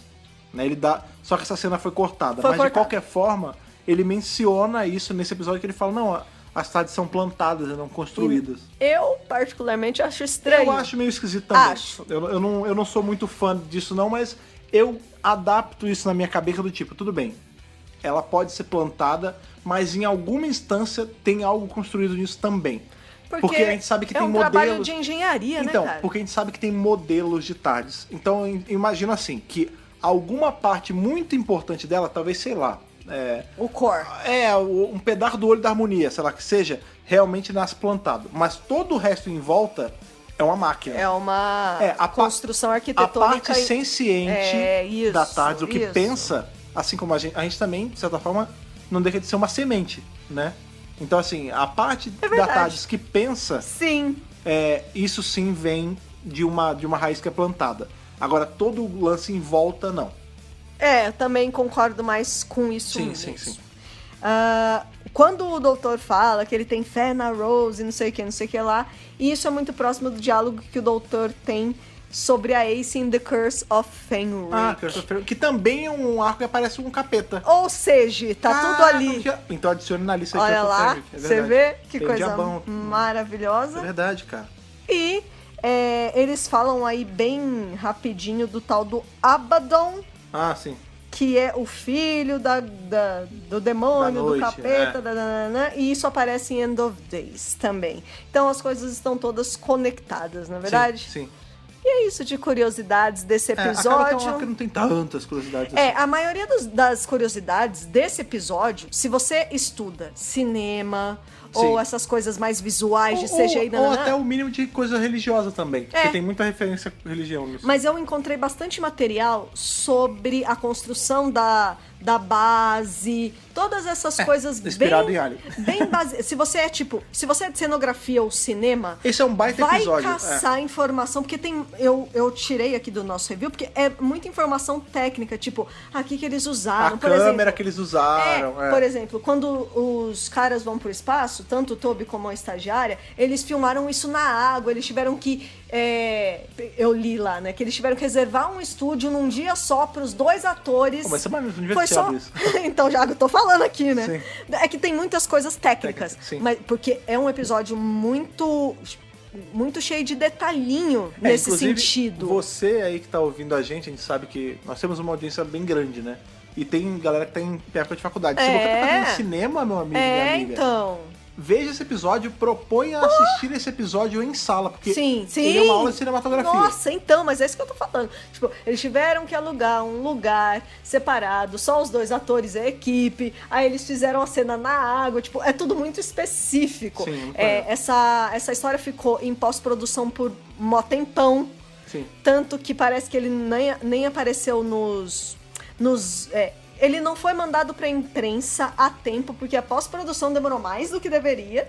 Porque é muito CGI, tem muito CGI nesse episódio. Sim, e, no fim, alguns sites e jornais ficaram sem fazer o review dele, porque ele demorou muito na pós-produção. Principalmente porque ele tava no último bloco e ele ia ser televisionado antes. Então rolou toda essa confusão. Tanto que os ratings dele são até um pouco menores. É engraçado, acaba que ele fica... Porque como ele tá muito próximo de Doomsday, tanto em relação à produção quanto em relação à transmissão dele, ele fica levemente ofuscado pelo final, que é uma coisa muito grandiosa. Mas, cara, sim, super. Esse two-parter é muito maneiro. Ele é muito bom. Ele é de uma qualidade... Não, ele é tanto ótimo, ele é ótimo. na técnica de toda a equipe de produção que construiu. Gente, eles construíram aquilo tudo. Sim. É maravilhoso. É um bom. negócio grandioso. Toda a parte CGI, a gente reclama do CGI da BBC, mas, pô, tá direitinho. Tá bem feito. E além de tudo, ele é sustentado por um roteiro forte. Sim. Porque não adianta nada você ter essa estrutura toda se a história não é boa. E a história é muito boa. É muito boa. E os atores são bons. Todos os atores convidados estão muito bem também. Sim. Então não tem que falar, cara. A gente tava falando aí sobre o lance de como eles iam fazer o CGI da besta, se é uma menininha, se é um olho e tal, não sei o quê. Sim. A cena em que a gente tem o Tennant falando de cara a cara com a besta me lembra muito a cena que a gente tem o 11º ali, o Matt Smith, conversando com o avô do Rings of Akatem. E o Rings of Akatem, ele é um monstrão, é tipo um diabão também. E ele não tem uma forma física muito certa. Ele é aquele planeta que é meio um rosto, ele não sei meio o quê. É muito parecida a cena. É bem agora parecido. Que eu me liguei. Sim, tem a ver. Ambos episódios grandes discursos do doutor, né? Esse é um deles. E eu vou te falar, eu consigo ver o Capaldi fazendo esse discurso aí. Sim, eu consigo ver o Capaldi, eu consigo ver o McCoy fazendo. Sim. Eu consigo ver o Eccleston fazendo muito bem também. Sim. Doutores Pistola. Nós adoramos. Eu imagino qualquer doutor fazendo com as suas nuances, né? Sei lá, a Jory fazendo ia ser bem diferente de ver. Ia ser bem diferente de ver, porque a gente ainda não viu uma faceta tão pesada dela. Né? Porque a gente só teve histórias teve com algumas, ela. Mas não assim. É isso que eu tô falando. O Davis queria algo com high stakes. Era assim, ele precisava de uma história assim que envolvesse deuses e demônios. Não é tipo... Não era um fillerzinho que o monstro da semana é um alien do planeta X. Não, é o demônio. Sim. É grandioso. Vai ter perda, vai ter morte, é um negócio grande. É grande. E a Jodie ainda não teve uma grande história, ela ainda só teve uma temporada. Começando. Essa é a segunda temporada da Moderna não se julga também, com uma temporada então, só. Exato. Então, assim, eu não sei, eu consegui ver o Capaldi fazendo esse discurso, acho que é o poder escocês. Pode ser. Não é verdade? Porque eu também imaginei uma coisa que também é escocês, olha aí. Olha lá, é o poder da Escócia, gente. gente. Maravilhosos doutores, né? Mas o Eccleston também faria bem. Sim, e ele é inglês. E ele é inglês, exatamente. Mas tudo bem. Este episódio aí, esses 2 episódios que a gente tem aí, o The Impossible Planet e The Satan Pit, pra você, minha cara senhora Pavão, qual a sua nota aí de Hartnell ao Whittaker para esse two-parter maravilhoso? Já que eu já falei, né, que eu via o Capaldi fazendo esse discurso, eu vou dar um capaldão pra esse two-parter também. Por todos os motivos que a gente já falou aqui. É maravilhoso. E, assim, é um episódio que, de vez em quando, eu volto pra assistir. Também. Porque é gostoso de assistir. Eu gosto. Maneiro. Tipo, ele é muito bom em todos os sentidos. A Billie Piper tá muito bem. Tá todo mundo muito bem nesse episódio. Então, é imperdível. É um daqueles episódios que é obrigatórios na história de Doctor Who. Esse é um episódio legal de... Apesar de eu não concordar com isso qual é o primeiro episódio pra eu mostrar pra um amigo meu, eu sempre vou falar Rose. Essa fórmula é bem Doctor Who mesmo. Sim, mas assim, bem clássico. Se for num momento tipo, eu só vou conseguir mostrar isso e... Tá aí, mostra esses 2 episódios. É legal. Nossa, aprende bastante. Não, é bem a essência. Consegue enganchar alguém pra virar fã. Com certeza. Mas não me enrole, Fred Pavão, a sua nota pra The Impossible Planet e The Satan Pit. Vou com você aí nessa cauda de cometa e dar um 12 para esse episódio também. Muito bom. Capaldi de Jory aí, nossa média final fecha com 12. Sim, que você falou, concordo totalmente. E foi aquilo que a gente falou no review inteiro, cara. É um baita arco, a cinematografia é maneira, a história é maneira. Sim. Todo lance... Eu gosto muito quando ficção científica brinca com... Ele pega emprestado esses detalhinhos de outros gêneros, de mitologia, né? / religião, sabe? Sim, eu acho muito maneiro. Sim. Então, esse toque a mais também é muito bacana. O lance de me lembrar Alien e A Lenda, que são dois filmes que eu acho muito legal, Sim. também ajuda. Então, não dou, eu poderia até dar uma de ouro, mas eu tô segurando. Eu tô tentando ser um pouco mais criterioso com a minha nota, então vou dar aí um Até porque capaldi. a gente sabe que o final tá chegando. Mas e Love and Monsters também, não é verdade? Ixi, você não sabe se eu vou dar 13 pro final? O quê?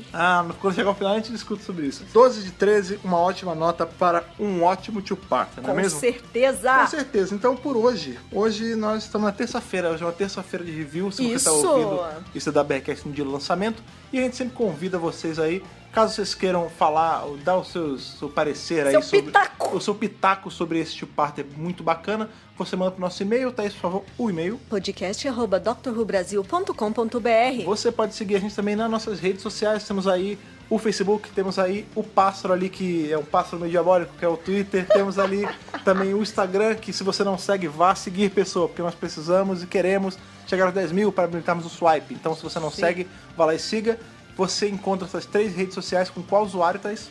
Dr. Who Brasil. Sim, somos @Dr. Who Brasil. o /Dr. Who Brasil, se Sim. tiver no Facebook. Procura o Dr. Who Brasil, você vai ver aquele nosso login muito bonitinho. Você já segue a gente por lá, porque a gente não tá aqui só no nosso podcast, apesar de estarmos aqui 2 vezes por semana. Todas as notícias referentes à série. É verdade. Todas as coisas, curiosidades, bacanas, novidades. Isso. A gente tá soltando nessas 3 redes sociais. No Instagram a gente posta às vezes foto, faz uns stories ali, a galera sempre responde muito bem. É verdade. Então vá lá, siga e não deixe de assinar a gente nos nossos feeds, cara. Se você usa o Android, RSS, se você usa o iOS, tem o iTunes. E se você usa os dois e você gosta muito do Spotify, tem o Spotify, vai lá, segue por lá. Sempre o podcast sai, ele chega fresquinho pra você escutar aí na comunidade do seu aparelho móvel, cara. Isso aí. E não esqueça também de compartilhar, seu compartilhamento é muito importante pra fazer aí os nossos ouvintes crescerem. Ajude a gente a crescer, porque quanto mais a gente crescer, mais material legal a gente produz pra vocês. É verdade. Beleza? Sexta-feira estamos aí novamente. Podcast Friday. Trazendo o episódio da série clássica também de novo. É isso aí. Então é isso. Sexta-feira estamos aí novamente, revisando mais um episódio. Foi bom estar com vocês revisando esse episódio dos Diabos. Até sexta-feira. Aquele abraço e falou. Falou, tchau, tchau. Esse podcast conta com o apoio dos nossos companions do Apoia-se: Bibiana Rossi, Mariana Maís Pirolo, Matheus Malveira, Michele Mantovani, Telo Caetano, Rodrigo Cruz, Jaqueline Santos, Danilo Ferreira Rossi, Matheus Pereira Flores, Caio Sanches Rodaelli, Rafaela Ackerman, Thiago Silva Querentino, CB Victor, Will Sartori, Karine Filgueira, Anderson Teixeira, Duda Saturno, Malcolm Bauer, Leonardo Pereira Toniolo, Rubens Gomes Passos Neto, Débora Santos Almeida, Mariana de França Figueiredo, Ana Clara Fonseca, Débora Ruiz Silva, Kátia Valéria Favalli, Daniel Figueiredo Pereira e Otávio Ferraz. Torne-se também um apoiador em apoia.se/Dr. Who Brasil.